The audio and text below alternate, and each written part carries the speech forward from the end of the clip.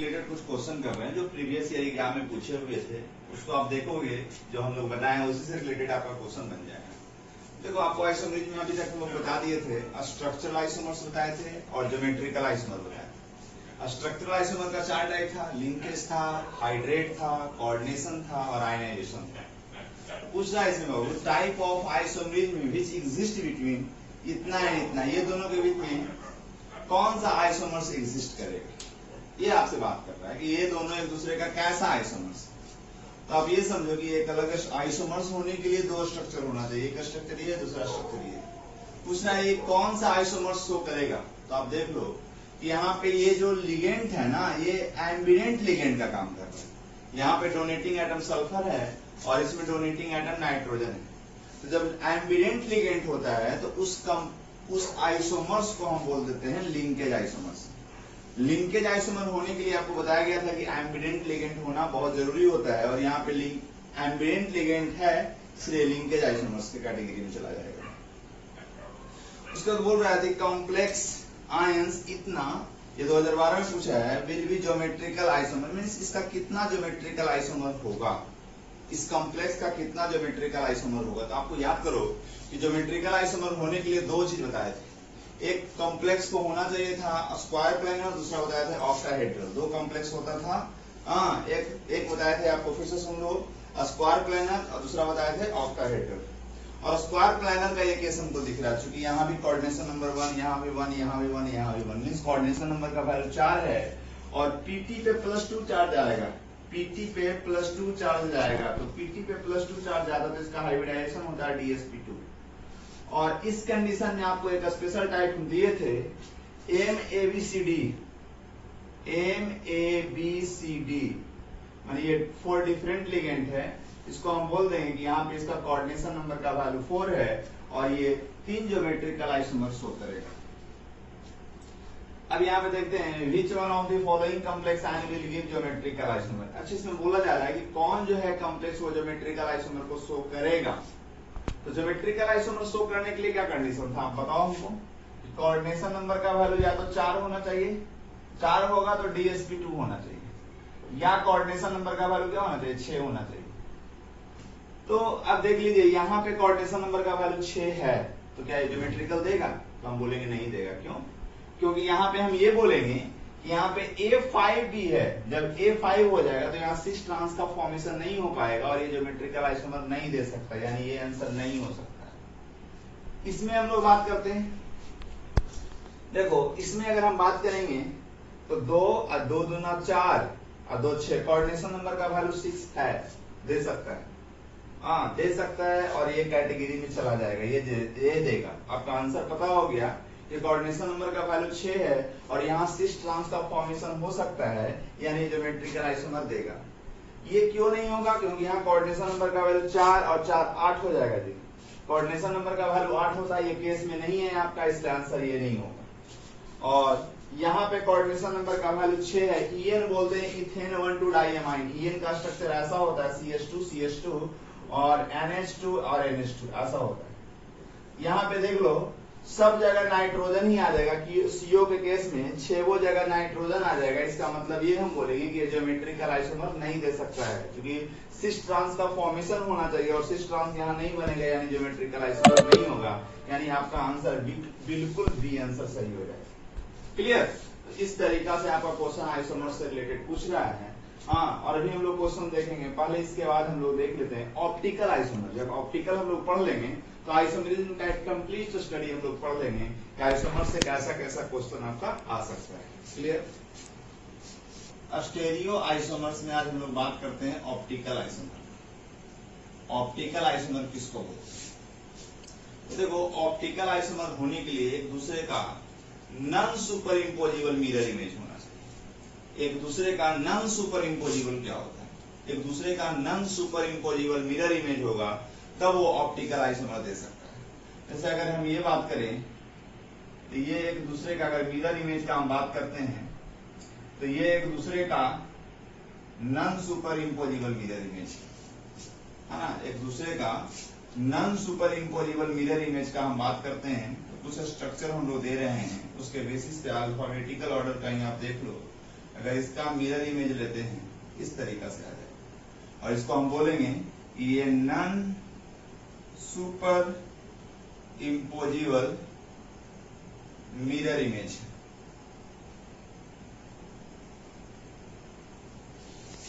और super imposable mirror image कहने का मतलब कुछ ऐसा होगा, इसका मिरर इमेज आप कंसीडर करो इस तरीका से, है ना, इसका मिरर इमेज आप कंसीडर करो कुछ इस तरीका से, ये हो जाएगा सुपर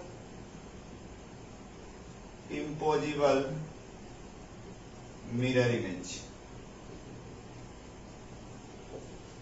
ये सुपर इम्पोजिबल मिरर इमेज और ये non super imposable mirror image. तो सुपर इम्पोजिबल कहने का मतलब एक दूसरे को सुपर इम्पोज करेगा, तो उसको हम बोल देंगे इस तरीका का स्ट्रक्चर ऐसे हो गया, तो इसको हम बोलेंगे सुपर इम्पोजिबल और इसको हम बोलेंगे नॉन सुपर इम्पोजिबल। जैसे इसको अगर उठा के इस पे रखते हैं तो एक दूसरे को नहीं ढकेगा, तो एक दूसरे का non super imposable mirror image है।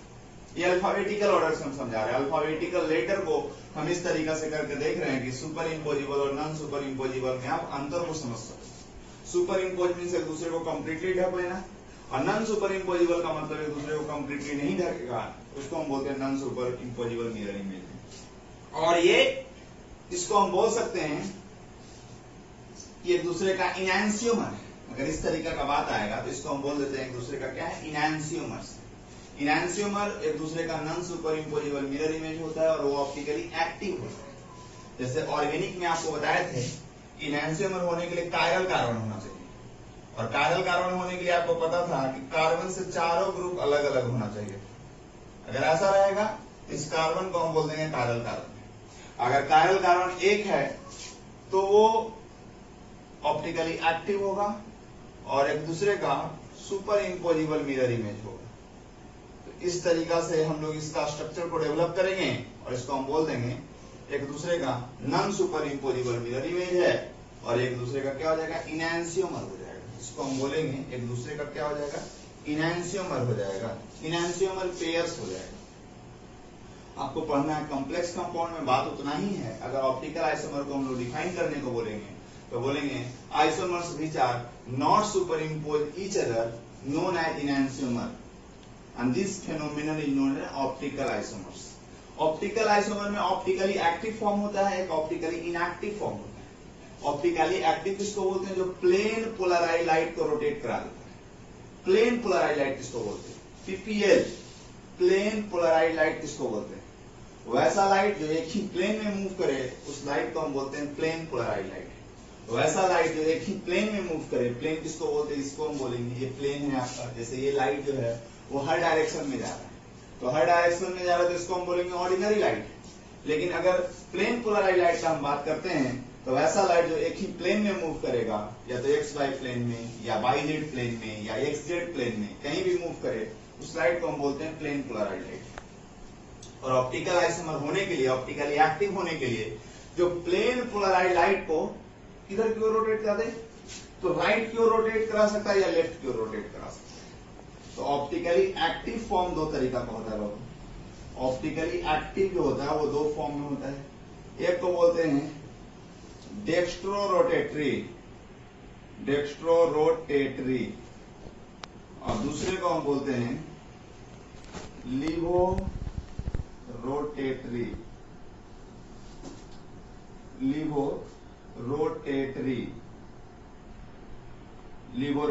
डेक्स्ट्रो रोटेटरी और एक होता है लिवो रोटेटरी।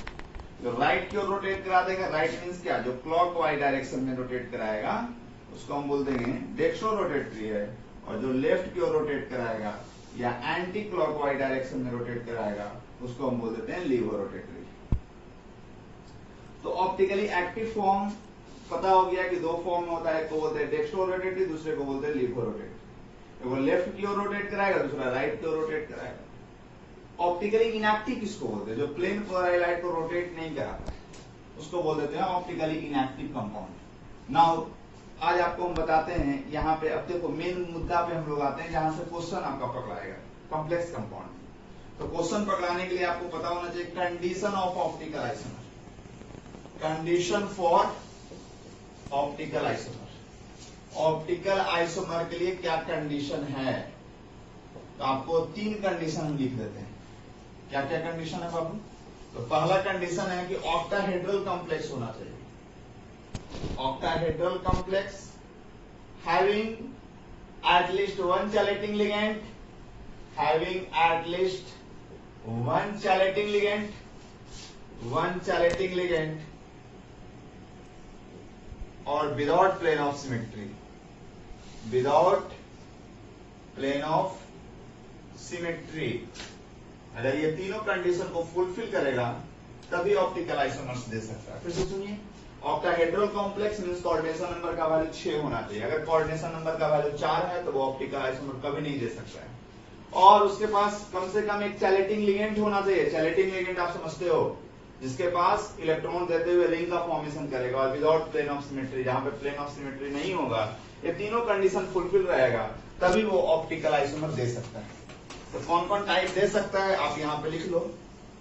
पहला टाइप है एम ए होल 3, इस तरीका से एम ए होल 3 और यहाँ पे +3 चार्ज आएगा। अब इसमें हम लोग ये बोलेंगे CO EN होल 3 और इसके ऊपर +3 चार्ज आएगा। अब यहाँ पे हम बात करते हैं कि इसमें कैसे इसका हम फॉर्म लिखेंगे। आप देखो EN किसको बोलते हैं, तो CO है, यहाँ पे NH2 और यहाँ पे NH2 और यहाँ CH2 और इसको और भी स्ट्रक्चर को आप ऐसे डेवलप कर लो, NH2 CH2 और इसको लिख सकते हैं NH2 CH2 इस तरीका से हम ये बोलेंगे। ये जो है ये कॉम्प्लेक्स जो है यहाँ पे ऑक्टाहेड्रल कॉम्प्लेक्स था ही, ये चैलेटिंग लिगेंड है ही और प्लेन ऑफ सिमेट्री नहीं है।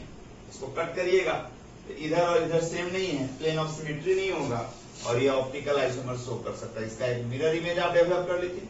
ये अगर डी फॉर्म होगा तो अगला क्या जाएगा, एल फॉर्म आ जाएगा। यहाँ पे आप इसी के अनुरूप में ऐसे स्ट्रक्चर को डेवलप कर लो, CO NH2 और यहाँ पे लिख सकते हैं CH2 और NH2। फिर इस तरीका से आप इसको बना लो NH2 और यहाँ पे CH2 और इस तरीका से आप यहाँ भी लिख सकते हो NH2 और CH2। अब इसका आप मिरर इमेज डेवलप कर लिए, है ना। ये डी फॉर्म है तो वो कहाँ जाएगा, एल फॉर्म हो जाएगा। तो एक टाइप आप ये ध्यान दो कि MA होल 3 जो होगा ये ऑप्टिकल आइसोमर देगा। हाँ, दूसरा कंडीशन हम लोग डेवलप करते हैं ऑप्टिकल आइसोमर देने के लिए। उसका सेकंड कंडीशन हम ये बोल रहे हैं कि MB2A होल 2। इस पे एक एग्जांपल लिए PTCl2En होल 2, ये ऑप्टिकल आइसोमर शो करेगा। और जबकि ये वाला जो कंपाउंड होगा ये ऑप्टिकल आइसोमर शो नहीं करेगा, जबकि लग रहा है कि शो करना चाहिए, क्योंकि ऑक्टाहेड्रल कॉम्प्लेक्स तो है ही, चैलेटिंग लिगेंड एक है ही और प्लेन ऑफ सिमेट्री यहाँ पे अब देखना पड़ेगा। ये जो होगा ऑप्टिकल आइसोमर नहीं शो करेगा, क्योंकि due to plane of symmetry, plane of symmetry की वजह से ऐसा हो गया। ये इंपॉर्टेंट है, इसको आप ध्यान दोगे, ये थोड़ा सा इंपॉर्टेंट है, ये बहुत बार पूछता है। तो ऑप्टिकल आइसोमर ये देगा, ये नहीं देगा, ट्रांस वाला फॉर्म नहीं देता है। क्यों नहीं देता है, तो इसका थोड़ा सा आप स्ट्रक्चर को ऑब्जर्व कर लो। PT 2 Cl आप डाल दिए और En है ना, तो NH2 और यहाँ पे CH2 और यहाँ भी वही चीज आप लगा दो NH2 और CH2। अब देख लो, अब यहाँ पे दिख रहा है आपको कि यहाँ प्लेन ऑफ सिमेट्री है ही, कि इसको कट करेंगे जैसा इधर है वैसा इधर है। प्लेन ऑफ सिमेट्री जहां होता है वो ऑप्टिकल आइसोमर नहीं देता है। जबकि अगर इसका सिस फॉर्म डेवलप करेंगे, ऊपर नीचे सेम हो गया तो ट्रांस हो गया। अगर ऊपर नीचे सेम नहीं देते, जैसे आप ऐसे कर लो, इधर क्लोरीन दे देते हैं और इधर क्लोरीन दे देते हैं, बाकी आप यहाँ पे En दे दो, En यहाँ पे दे देते हैं CH2 और एक En यहाँ पे दे देते हैं, यहाँ पे आप बोल सकते हो ये इसका क्या फॉर्म हो गया, ऊपर नीचे सेम नहीं है तो बगल में सेम है तो सिस फॉर्म हो गया, और सिस फॉर्म हो गया। यहाँ पे प्लेन ऑफ सिमेट्री नहीं है बाबू, यहाँ पे पीओएस नहीं है, प्लेन ऑफ सिमेट्री नहीं है, क्योंकि कट करेंगे तो आप देखो इधर क्लोरीन का संख्या ज्यादा है, कैसे भी आप कट करोगे यहाँ पे प्लेन ऑफ सिमेट्री नहीं है, यानी ये ऑप्टिकल आइसोमर देगा, ये ऑप्टिकल आइसोमर आपका दे सकता है, देगा ही, नेसेसरली देगा। नाउ तो ये वाला एक्सेप्शन होता, थोड़ा सा इसको ध्यान देंगे कि यहाँ पे प्लेन ऑफ सिमेट्री की वजह से ऑप्टिकल आइसोमर ये नहीं दे पाता है। नाउ ये एक केस है, आपको ध्यान देना है, ऑप्टिकल आइसोमर 3 को देता है, कौन कौन, Ma3, दूसरा बताए